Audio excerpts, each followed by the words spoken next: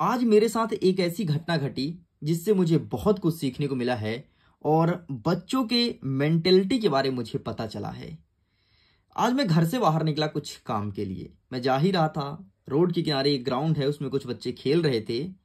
तो उनमें से कुछ बच्चों ने मेरी गाड़ी को पहचान ली और दूर से आवाज दी कि हेलो भैया, रुकिए जरा, मुझे आपसे कुछ काम है। एंड मैंने वहां पे रुका। जैसे मैं रुका तो 6 से 7 बच्चे जो खेल रहे थे वो दौड़ते हुए मेरे पास आए और बोले भैया आपसे ना कुछ चीज पूछना था। थैंक यू, जो आपने हमें दिख गया तो हम यहाँ पर पूछ लेते हैं। अगर आपके पास समय है तो प्लीज हमारे 1-2 प्रश्न का उत्तर दे दीजिए। मैं बोला हाँ ठीक है, तो पूछ ले। तो उनका ना 4 से 5 सवाल था, लेकिन एक सवाल ऐसा था जो कि मुझे बहुत कुछ सिखा के गया है। उनका कहना यही था कि भैया जो आप अभ्यास प्रश्न पत्र अपलोड कर रहे हो ना, उससे मुझे बहुत फायदा मिल रहा है। उनका कहना था कि भैया हमने पूरे क्वेश्चंस को अच्छे से प्रिपेयर कर लिया है। आप 2 सेटों में लाते हो, मैंने दोनों को अच्छे से पढ़ लिया है, अपने कॉपी में लिख भी लिया है एक प्रश्न के उत्तर को, और बस उसी को याद करते रहता हूं कि थैंक गॉड मेरा त्रैमासिक परीक्षा अच्छा चला जाए। मैं बोला अगर तू इतना कर रहा है तो फिर टेंशन मत ले, तेरे पेपर 100% अच्छे जाएंगे, बहुत अच्छे जाएंगे। इवन हो ऐसा भी हो सकता है कि तू अपने स्कूल में टॉप कर जा। बोला थैंक यू भैया, लेकिन एक थोड़ी दिक्कत होती है कभी कभी हमें। मैं बोला भाई बोल, तेरे को एक ऐसी कौन सी दिक्कत है जो हुआ करती है? बोलो भैया जब आपके चैनल में जाता हूं एंड मैं जब वीडियोस को फाइंड करता हूं ना, तो अलग अलग पार्टों में वीडियो तो मैं कंफ्यूज हो जाता हूं कि ये फर्स्ट पार्ट का ही या सेकंड पार्ट का है। मैं बोला इतना सरल, थंबनेल से तो देख लिया कर। बोला भैया हाँ वो तो सही है, लेकिन जब मैं किसी दोस्तों के साथ शेयर भी करता हूं ना, तो फिर मुझे वीडियोस थोड़ी ढूंढने में दिक्कत जाती है। प्लीज आप ऐसा करो कि एक ही वीडियो में संपूर्ण उत्तर वाला बना दोगे क्या? मैं बोला तो इतनी सी बात है, तो कमेंट सेक्शन में बोल देता, या फिर मुझे तो फोन करके बोल देता, व्हाट्सएप में बोल देता, इंस्टाग्राम पे बोल देता। बोला हाँ बस यही है, अब आप दिख गए हो तो मैं यहीं पर सामने बोल देता हूं। प्लीज एक ही वीडियो में प्रश्न 1 से लेकर के 23 तक के संपूर्ण मॉडल पेपर का उत्तर बता दो, ताकि हमें दिक्कत ना जाए और हम एग्जाम के दिन अच्छे से रिवीजन कर पाए। एंड फाइनली लीजिए वो यही वीडियो है जिसमें 1 से लेकर के 23 तक का संपूर्ण उत्तर बताने वाला हूं। देखिए आपका पहला पेपर हिंदी का है। यह एक अभ्यास प्रश्न पत्र है, मतलब प्रैक्टिस पेपर। और अगर मेरे द्वारा बनाए हुए प्रैक्टिस पेपर को अच्छे से करते हो तो डेफिनेटली अच्छा स्कोर गेन करोगे, क्योंकि मैं 2 सेटों में पेपर को डिजाइन किया हूं। अब देखो बेटा, सबसे पहले आपको करना क्या है कि इसमें जितने क्वेश्चन है अच्छे से याद करते जाना। और अगर तुम मुझे पहली बार देख रहे हो तो मेरा नाम आशीष और आप सब देख रहे हैं मिडिल एजुकेशन। सब्सक्राइब करके रख लो, डेफिनेटली तबाही मचा देंगे। इसका पीडीएफ भी मिलेगा, लिंक वीडियो को डिस्क्रिप्शन बॉक्स में दिया गया है, टच करके पीडीएफ को डाउनलोड कर सकते हो। चलो तो हम स्टार्ट करें बिना टाइम वेस्ट किए। प्रश्न क्रमांक 1 कह रहा है सही विकल्प चुन करके लिखो। कबीर दास जी की एक रचना कौन सी है? यहाँ पर कई सारे ऑप्शंस हैं। देखो मैं ज्यादा नहीं समझाऊंगा क्योंकि एक ही वीडियो में पूरा कवर करना है, इसलिए आप भी थोड़ी कोऑपरेट करना, ठीक है। कबीर दास जी की एक रचना कौन सी है? हमारे ऑप्शन है साकेत, कुरुक्षेत्र, बीजक या यामा। तो इसका सही आंसर आपको बीजक लगाना है। नेक्स्ट कहता है वीर गाथा काल का श्रेष्ठतम महाकाव्य कौन सा है? तो वीर गाथा काल में लिखा गया था पृथ्वीराज रासो, जिसे लिखने वाले चंद्रवरदाई थे, ठीक है, याद रखना चंद्रवरदाई नामक कवि ने लिखा था। किस समास में दोनों पद प्रधान होते हैं?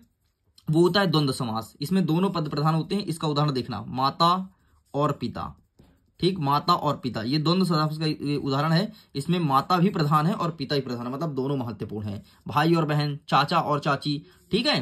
नेक्स्ट देखते हैं चौथा नंबर, हिंदी साहित्य का स्वर्ण युग किसे माना गया है? तो हिंदी साहित्य का स्वर्ण युग आपका कहलाता है भक्ति काल, तो इसको तुमको टिक करना है। नेक्स्ट 5वां नंबर कहता है जहां किसी शब्द की आवृत्ति 1 से अधिक बार होती है किंतु उसका अर्थ भिन्न भिन्न होता है, वहां कौन सा अलंकार होता है? तो वहां कहलाता है यमक अलंकार। इसका एग्जाम्पल देखो, कनक कनकते सौगुनी, मां दक्ता अधिकाय, या पाए बौराय नर, या खाए बौराय। इसका मतलब ये है कि जो पहला कनक है, ठीक है, 2 बार शब्द है ना कनक कनक, तो एक कनक का मतलब होता है सोना और दूसरे कनक का मतलब होता है धतूरा। तो हमारी कविता में कहता है कनक कनकते सौगुनी, मां दक्ता अधिकाय, वाह पाए बौराय नर, मतलब एक अगर कोई सोना पा जाता है तो बौरा जाएगा, मतलब पागल हो जाएगा कि भाई इतना सारा सोना पा गए, हम पागल हो गए, है ना, पागल हो जाए खुशी के मारे। और वाह खाए बौराय नर, वाह पाए बौराय, एक जो पाएगा तो वो पागल हो जाएगा, दूसरा जो खाएगा, कनक मतलब होता है धतूरा, जो शंकर जी पे फूल चढ़ता है, अगर उसे कोई खा लेगा तो वो भी पागल हो जाएगा। बस यही तेरे को लिखना था। 6वां नंबर कहता है मीठी वाणी बोलने वाला कौन होता है? तो इसे कहते हैं मृदुभाषी, है ना। जो बहुत मीठी वाणी बोलता है, बहुत प्रिय लगता है, उसे कहते हैं मृदुभाषी। ठीक है, इस चीज को तुम ध्यान रखना। नेक्स्ट देखते हैं प्रश्न क्रमांक 2, रिक्त स्थान की पूर्ति कीजिए। प्रेमचंद्र का जन्म कहाँ हुआ था? तो सॉरी, प्रेमचंद्र का जन्म हुआ था, कब हुआ था? तो 1880 में हुआ था। ठीक, 1880 लिख दिया यहाँ पे। नेक्स्ट कहता है ज्ञान मार्ग भक्त धारा के प्रतिनिधि कवि कौन है? तो कबीरदास जी हैं, तो लिख देना कबीरदास। ठीक है, कबीरदास। चलो भाई आगे बढ़ते हैं। नेक्स्ट हमारा तीसरा नंबर कह रहा है कि रस को काव्य की क्या कहते हैं? तो रस को काव्य की आत्मा कहा गया है। ठीक है, आत्मा। नेक्स्ट कहता है संचारी भाव संख्या कितने? 33 है, 33। ये एमपी बोर्ड का पसंदीदा प्रश्न है, हर साल रिपीट करता है। वे शब्दांश जो शब्द बनाते समय आरंभ में लगते हैं उसे क्या कहते हैं? तो उसे कहते हैं उपसर्ग। जो आरंभ में लगता है ना उसे उपसर्ग कहते हैं, और जो पीछे लगता है उसे प्रत्यय कहते हैं। इस चीज को ध्यान रखना। नेक्स्ट, हथियार जो हाथ में लेकर चलाया जाए उसे क्या कहते हैं? तो उसे शस्त्र कहते हैं। जो हाथ से लेकर चलाते हैं उसे कहते हैं शस्त्र। ठीक, और अस्त्र कैसे कहते हैं? जो फेंक कर चलाते हैं। जैसे आपका बंदूक हो गया वो अस्त्र है, लेकिन तलवार आपका शस्त्र है, क्योंकि हाथ में पकड़ के चलाते हैं। आओ सही जोड़ी मिलाते हैं। नेक्स्ट कहता है उपन्यास सम्राट, तो इसका सही आंसर होगा मुंशी प्रेमचंद्र। यहां मैच कर दो। यात्रा का सजीव चित्रण, तो यात्रा का सजीव चित्रण आपका यात्रा वृत्तांत कहलाता है, इससे टिक कर दो। नेक्स्ट कहता है नाटक, तो नाटक होता है कई अंक वाले। ठीक, तो यहां मैच कर दो। उल्लू बनाना का मतलब होता है मूर्ख बनाना, तो यहां पर टच कर दो। और तीन वर्णों का समूह को गण कहते हैं, और रस के अंग होते हैं 4। कौन कौन से? स्थायी भाव, विभव, अनुभव और संचारी भाव। और संचारी भाव संख्या 33 मानी गई है। टोटल रस है 11 वर्तमान में, जिसमें से 11 रस के 11 स्थायी भाव हैं। और ये चीज तेरे को पता होनी चाहिए, एग्जाम में सीधे प्रश्न आता है। नेक्स्ट चौथा नंबर कहता है एक वाक्य में उत्तर दीजिए। लेखक के अनुसार प्रेमचंद्र किसके साथ फोटो खिंचवा रहे थे? एक गाना सुने तो खिंच मेरी फोटो प्रिया। बस भाई, प्रिया मतलब अपनी प्रेमिका। तो उस टाइम पे प्रेमिका इनका कोई जमाना था नहीं। ठीक है, तो लेखक के अनुसार प्रेमचंद्र अपने पत्नी के साथ फोटो खिंचवा रहे थे, ध्यान रखना। ठीक है, गाना याद रखना, तो खिंच मेरी फोटो। चलो नेक्स्ट देखो, दूसरा नंबर, हिंदी का उपन्यास सम्राट किसे कहते हैं? तो मुंशी प्रेमचंद्र है भाई। मुंशी प्रेमचंद्र उपन्यास के मामले में टॉप में है, इनसे ऊपर हिंदी में कोई है ही नहीं। नेक्स्ट, चरण सरोज पखारन लागे में कौन सा अलंकार है? तो इसमें रूपक अलंकार है, रूपक। मनुष्य ईश्वर को कहां कहां ढूंढता पड़ता है, कहां कहां ढूंढता फिरता है। ठीक है, तो मनुष्य ईश्वर को सब जगह ढूंढता है यार, है ना। अगर तुम मुसलमान हो तो तुम मस्जिद जाओगे, अगर तुम हिंदू हो तो तुम मंदिर जाओगे, अगर तुम क्रिश्चियन हो, ईसाई हो, तो अपने अपने धर्म में कोई गुरुद्वारा जाएगा, तो कोई जाएगा आपके कहां? मंदिर, मस्जिद, गुरुद्वारा, सब जगह अलग अलग इंसान जाएगा और ईश्वर को ढूंढेगा। नेक्स्ट कहता है कि बालू के सांपों में कौन सा अलंकार है? तो बालू के सांपों में कौन सा अलंकार है? इसका आंसर तुमको देना है कमेंट सेक्शन में लिख करके। ठीक, कुछ तो तुम भी बताओ, कमेंट सेक्शन में लिखो इसका आंसर। नेक्स्ट, टीला खड़ा होना मुहावरे का अर्थ क्या होता है? टीला खड़ा होना मतलब चोट पहुंचाना। अरे जैसे बालू का टीला तुम खड़े कर दो, है ना, पत्थर का टीला खड़े कर दो, इसका मतलब क्या है? कोई जाएगा तो उसके पैर में लग जाएगा, चोट पहुंचाना। तो बस टीला खड़ा होना मतलब चोट पहुंचाना। आओ देखते हैं सत्य और असत्य को। मुंह की खाना का अर्थ होता है मुख से खाना नहीं रे। मुंह की खाना का मतलब होता है कि हार मानना, मुंह से खाना नहीं होता। गजब यार। पुष्प का पर्यायवाची कमल है, पुष्प का पर्यायवाची कमल है, नहीं, गलत है भाई। पुष्प का होता है फूल, सुमन, कुसुम, और कमल का होता है जलज, नीरज, पंकज, ये होता है। चलो नेक्स्ट आगे बढ़ते हैं। मोटाई शब्द में ई प्रत्यय है, तो मोटाई में ई प्रत्यय है, बिल्कुल सही है। वे शब्द या शब्दांश जो शब्दों के पीछे लगते हैं उसे प्रत्यय कहते हैं, जो आगे लगते हैं उसे उपसर्ग कहते हैं। अड़ियल शब्द का अर्थ हठी होता है, बिल्कुल शब्द है। अड़ियल मतलब हठी होता है। तुम देखोगे कि भगवान श्री कृष्ण, अरे भगवान श्री कृष्ण छोड़ो, तुम खुद जब हठी में आ जाते हो ना, बोलते अरे मम्मी हमको तो गाड़ी दिला दो, नहीं तो हम पढ़ाई नहीं करेंगे, खाना नहीं खाएंगे, स्कूल नहीं जाएंगे, है ना। बहुत सारे बच्चे अड़ी में जिद करते हैं और अपने मनपसंद की चीज ले लेते हैं, कुछ मोबाइल के लिए तो कुछ गाड़ी के लिए, है ना। आमतौर पर लड़कियां मोबाइल के लिए ज्यादा जिद करती हैं और लड़के गाड़ी के लिए। ये मैं नहीं कहता हूं, ये एक सर्वे कहता है।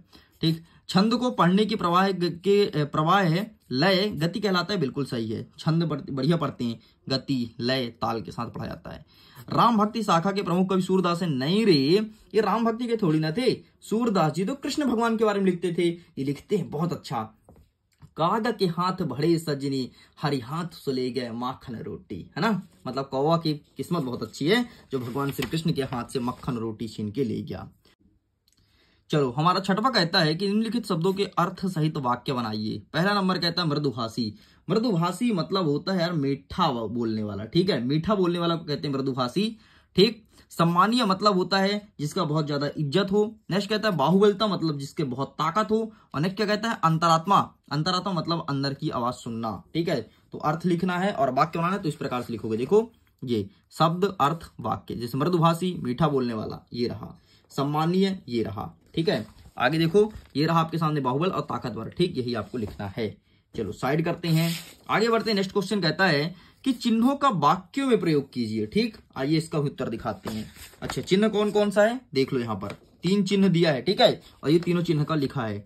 ये पहला अर्ध विराम था, दूसरा अल्प विराम और तीसरा आपका उद्धरण चिन्ह था, ठीक। तो ये आपको लिखना है, आप इसका फोटो बढ़िया क्लिक कर लो। चलिए बाकी पीडीएफ मिल जाएगा, पीडीएफ को डाउनलोड कर लो, लिंक डिस्क्रिप्शन बॉक्स में है, विथ सॉल्यूशन पीडीएफ दूंगा। नेक्स्ट 7वां नंबर, यथा स्थान पर उचित विराम चिन्ह का प्रयोग करना है। क्या ये आपका कुत्ता है, यहाँ पर पानी पड़ गया इससे थोड़ी मिट गया तो ये क्वेश्चन मार्क लगेगा, ठीक है। और अरे तुम जा रहे हो तो यहाँ पर अरे के बाद विस्मयादिबोधक चिन्ह लगेगा और हो के बाद खड़ी पाई लगेगा, इस तरह बन गया, ठीक। नेक्स्ट अथवा क्या कहता है मिलते जुलते अर्थ के युग्म बनाइए, ठीक है। तो आइए इसका आंसर देखते हैं किताब में बढ़िया दिया गया है। इसका आंसर मिलेगा ये रहा, ठीक है। देखो क्या क्या दिया है, चुप लंबा ठीक अचार। देखो चुप का हो जाएगा चाप, लंबा का हो जाएगा चौड़ा, ठीक का हो जाएगा ठाक और अचार का हो जाएगा आपका विचार। बस ऐसे मैच कर दो, खत्म, ठीक है। नेक्स्ट क्या कहता है कि संधि विच्छेद कीजिए, ठीक है। तथा धन एव, अच्छा संधि विच्छेद है तो संधि बनाना है, ठीक है। तथा धन एव का हो जाएगा तथैव, सुधन आगत का स्वागत, सुरधन ईस बराबर सुरेश। आओ दिखा देते हैं, तुम बिना देखे मानोगे नहीं और मैं दिखाने से चूकूंगा नहीं। ये देख लो इसका आंसर, इसका आंसर, इसका आंसर, ठीक। चलो साइड करते हैं। नेक्स्ट कहता है कि संधि विच्छेद करो। पहले क्या है सरलार्थ है, दूसरा क्या है निर्धन है, तीसरा क्या है शयन है, ठीक है। तो आओ दिखाते हैं इसका आंसर, ये रहा तुम्हारे सामने। सरलार्थ को हो जाएगा सरल धर अर्थ, निर्धन को हो जाएगा निर्धन धन और यहाँ पर शयन को हो जाएगा साधन यन। बस इतना तेरे को लिखना था। चलो आगे बढ़ते हैं। नेक्स्ट कहता है प्रश्न क्रमांक 9, नीचे दिए गए वैज्ञानिक की खोज का नाम लिखो। सर आइजैक न्यूटन ने क्या खोजा था, तो गति का नियम बताया था। गैलीलियो ने बताया था कि ग्रह किस प्रकार से गति करता है। और अलेक्जेंडर ग्राहम बेल ने क्या बताया था, टेलीफोन के आविष्कार की थी, ट्रन ट्रन, है ना। ग्राहम बेल बजेगा ना, तो बेल कहां बजेगा, टेलीफोन बजेगा। इन्होंने टेलीफोन का आविष्कार किया था। बाकी मैं दिखाऊंगा यार, बिना दिखाए मैं मानूंगा नहीं, ये देख लो, ठीक। अच्छा गैलीलियो का ना यहाँ पर दिया है, गैलीलियो का देख लो, ये दिया टेलीस्कोप दिया है, तो यहाँ से मैच कर सकते हो। बाकी गैलीलियो ने ग्रह की गति के बारे में भी बताया था, इस चीज को ध्यान रखना। चलो आगे बढ़ते हैं अथवा में। अथवा में कहता है कि विलोम शब्द बताओ। ईमानदार का बेईमान, विश्वास अविश्वास, धर्म अधर्म। भाई इतना सरल तेरे से बनता है, ठीक है, मैंने बता दिया।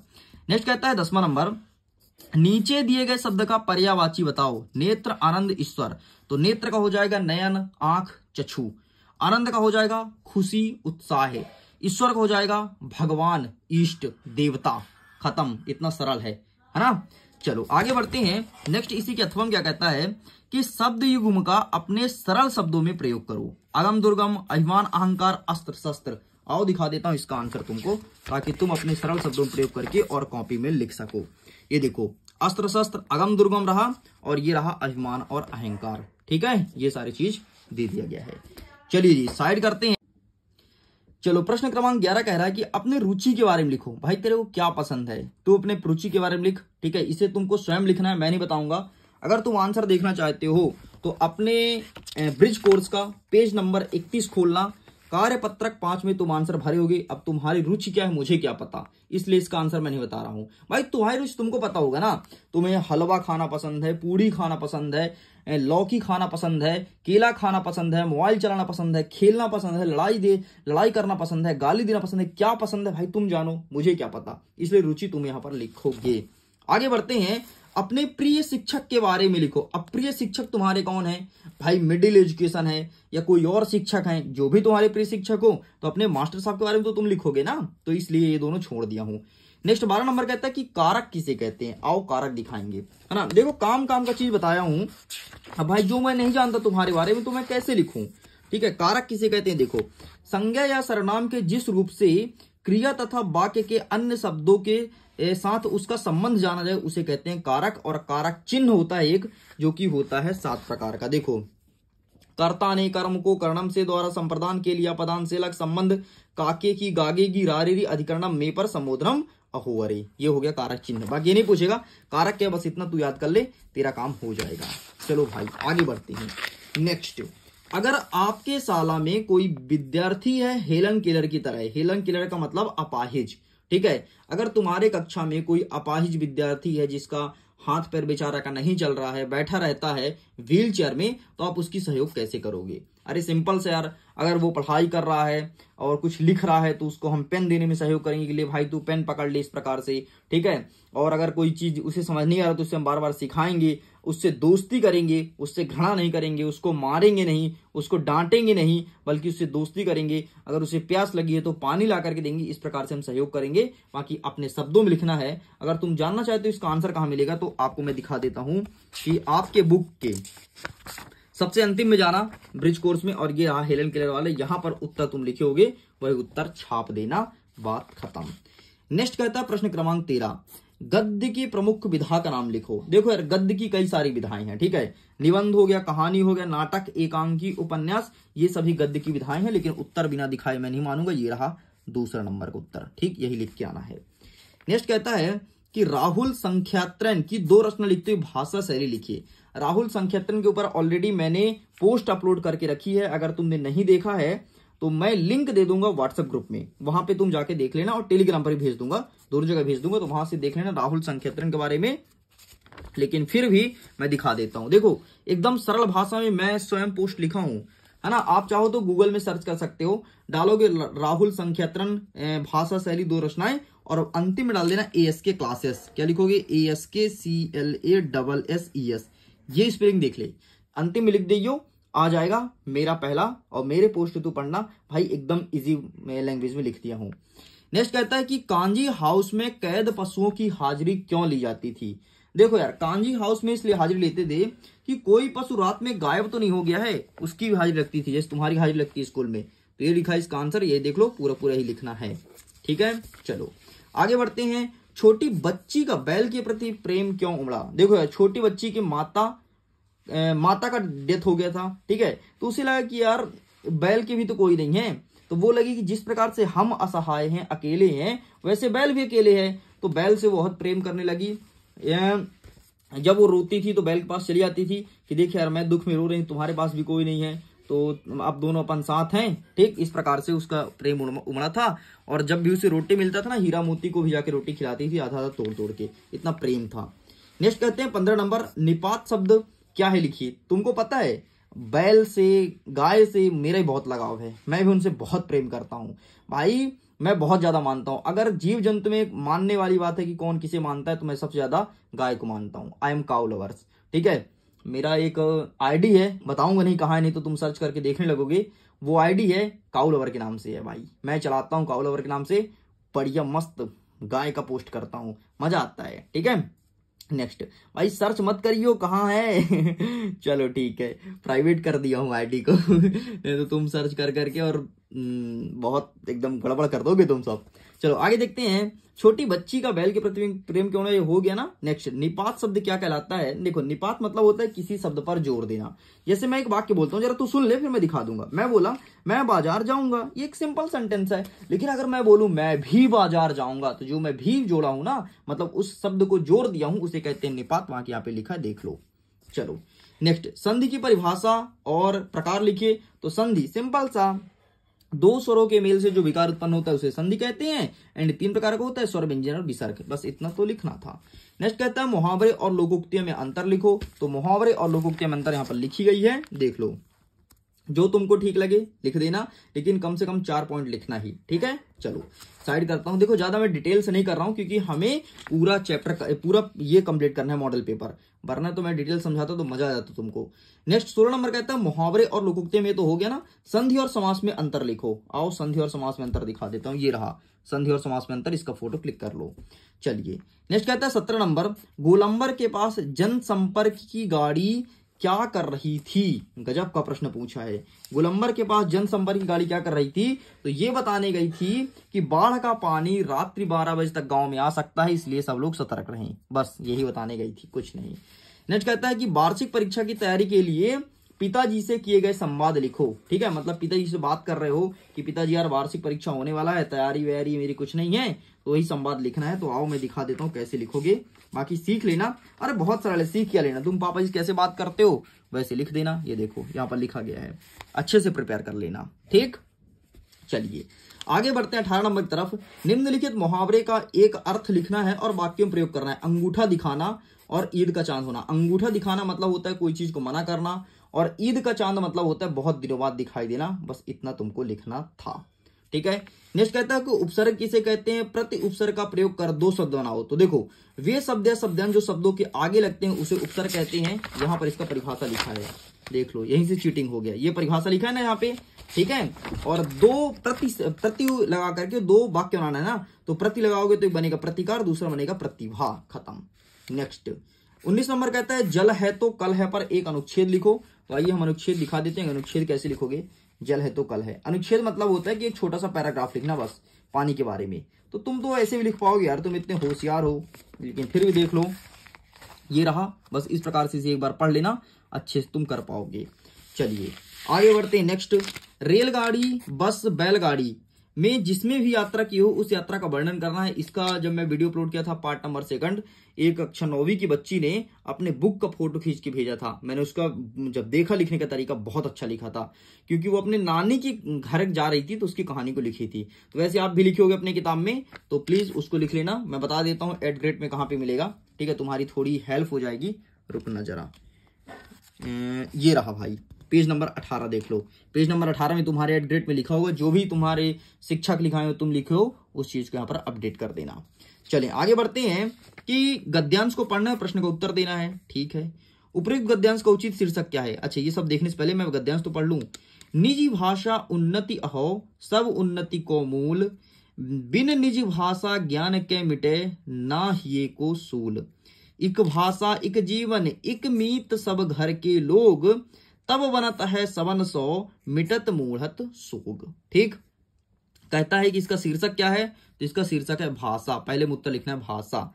उपयुक्त गद्यांश का भाव अपने शब्दों में लिखना है। तो भाव आप ये लिखेंगे कि भाषा अत्यंत महत्वपूर्ण होता है। अगर हमसे भाषा का ज्ञान नहीं है तो हमें किसी भी विषय का ज्ञान नहीं है, हम किसी जीव से संवाद नहीं कर सकते हैं, इस संसार में हम नहीं रह सकते हैं, अपने जीवन को सही तरीके से नहीं काट सकते। इसलिए भाषा का ज्ञान अत्यंत आवश्यक है। नेक्स्ट कहता है कवि के अनुसार मूढ़ता और शोक किस प्रकार मिटता है? तो ये मूढ़ता लिखा है और शोक, शोक मतलब दुख। तो भाषा के ज्ञान होने से मूढ़ता और शोक मिटता है। खत्म, इतना लिखना था। चलो आगे देखते हैं। अथवा कहता है, एक अगेन लिखा है आपके सामने, एक गद्यांश दिया है, अब गद्यांश को उत्तर देना है। समाजवाद एक सुंदर शब्द है। जहां तक मैं जानता हूं समाजवाद से समाज के सारे सदस्य बराबर होते हैं, ना कोई ऊंचा ना कोई नीचा। आगे लिखा है, किसी आदमी के शरीर में सिर इसलिए ऊंचा नहीं है कि वो सबसे ऊपर है, और पांव के तलवे इसलिए नीचा नहीं है कि वे जमीन को छूता है। जिस तरह मनुष्य के शरीर के सारे अंग बराबर हैं, उसी प्रकार समाज में सभी मनुष्य समान है। यही समाजवाद है। गद्यांश का शीर्षक क्या है? समाजवाद। ठीक, पहला समाजवाद। नेक्स्ट देखो, दूसरा नंबर कहता है कि उपयुक्त गद्यांश का सारांश क्या है? तो सारांश में लिखना है कि समाज के नजर में सभी व्यक्ति समान है, कोई व्यक्ति ऊंचा कोई व्यक्ति नीचा नहीं है। बस इतना आपको लिखना है। नेक्स्ट देखते हैं कि समाजवाद में महत्व की बात क्या है? तो समाजवाद में महत्व की बात यही है कि सभी मनुष्य समान है। बस इतना लिखेंगे, रहा 3 नंबर का उत्तर। इतना लिख के कंप्लीट करेंगे। चलिए आगे बढ़ते हैं। नेक्स्ट कहता है प्रश्न क्रमांक 21, कक्षा में प्रिय मित्र से पढ़ाई से संबंधित संवाद लिखना है। मतलब कोई दोस्त है जो क्लास में पढ़ाई कर रहा है, उसका संवाद लिखो। तो ये दिखा देता हूं, ये रहा आपके सामने। ठीक है, प्रिय मित्र वाला संवाद, इसी भी अच्छे से प्रिपेयर कर लो। नेक्स्ट कहता है मित्र को जन्मदिन की बधाई देते हुए एक पत्र लिखो। ठीक है, मित्र को जन्मदिन की बधाई देते हुए एक पत्र लिखो। तो आओ मैं दिखा देता हूं इसमें है क्या बधाई पत्र। अगर इसमें है तो इससे आपको लिखना है मित्र को बधाई पत्र। मित्र को बधाई पत्र, यहां पर तो नहीं दिया है, परीक्षा परिणाम वाला दिया है। देखो मित्र को पत्र, लेकिन क्या लिखा है, अपने परीक्षा परिणाम की जानकारी देती हुई। ये बधाई पत्र नहीं, जन्मदिन वाला, ठीक है। इसमें तो नहीं दिया आपके क्वेश्चन बैंक के आंसर में, ठीक है। तो आप देख लेना, अपने से मिल जाएगा यार, तुम्हारे पास बुक होगा तो ये वाला देख लेना। और इसी के अथवा में क्या कहता है कि अपने मित्र को प्रवीण सूची पर प्रथम स्थान प्राप्त करने पर पत्र। तो ये रहा भाई साहब आपके सामने, ठीक। ये वाला मैं दिखा देता हूं, ये देखो 15 नंबर देख रहे हो, ये वही है, लगभग प्रश्न सेम है, प्रश्न सेम है, बस लिखने का तरीका अलग है। तो यहां से स्टार्ट करेंगे, ठीक है। ये तो बहुत ज्यादा इंपॉर्टेंट है, और ये लिखोगे और ये लिखोगे, अंतिम में तुम अपना नाम लिख दोगे, खत्म। चलो साइड करते हैं। नेक्स्ट यहां पर 30 हो गया, जब मैं टाइपिंग कर रहा था तो 23 लिखा था, लेकिन 30 हो गया, ठीक है। किसी एक विषय पर रूपरेखा सहित निबंध लिखना है। मेरी प्रिय पुस्तक पर्यावरण प्रदूषण जीवन में खेल का महत्व, आदर्श मित्र। मेरे हिसाब से आप खेल का महत्व लिखो, क्योंकि खेल बहुत जरूरी है, इससे हमारा शरीर भी स्वस्थ रहता है, हमको आगे बढ़ने का मौका मिलता है। खेल के माध्यम से लोगों की पहचान बढ़ती है और हम अपने देश को एक अलग स्थान पर ले जाते हैं। तो इस प्रकार से पूरा का पूरा क्वेश्चन आंसर कंप्लीट कर दिया हूं, 1 से लेकर के 23 तक। वीडियो कैसा लगा कमेंट सेक्शन में जरूर लिखना। और अब एक पार्ट में दे दिया हूं, अब वीडियो ज्यादा से ज्यादा शेयर कीजिए। अब आप ये नहीं बोल सकते हैं कि सर एक पार्ट में लेकर के आइए ना प्लीज। चलो कंप्लीट कर दिया हूं। पीडीएफ को डाउनलोड कीजिए, लिंक डिस्क्रिप्शन बॉक्स में दिया गया है। इंस्टाग्राम पर जुड़िए, टेलीग्राम पर जुड़िए और मेरे साथ व्हाट्सएप ग्रुप पे जुड़िए, बहुत फायदा मिलेगा। वैसे व्हाट्सएप ग्रुप फुल चल रहा है, व्हाट्सएप ग्रुप में सीट खाली नहीं है, लिमिटेड सीट रहती है, सारा भरा हुआ है। अगर 1-2 सीट खाली होता है तो जुड़ने का मौका मिलेगा, नहीं होता तो नहीं जुड़ पाओगे। ओके, वीडियो को एंड करता हूं एग्जाम के लिए। All the best, bye bye.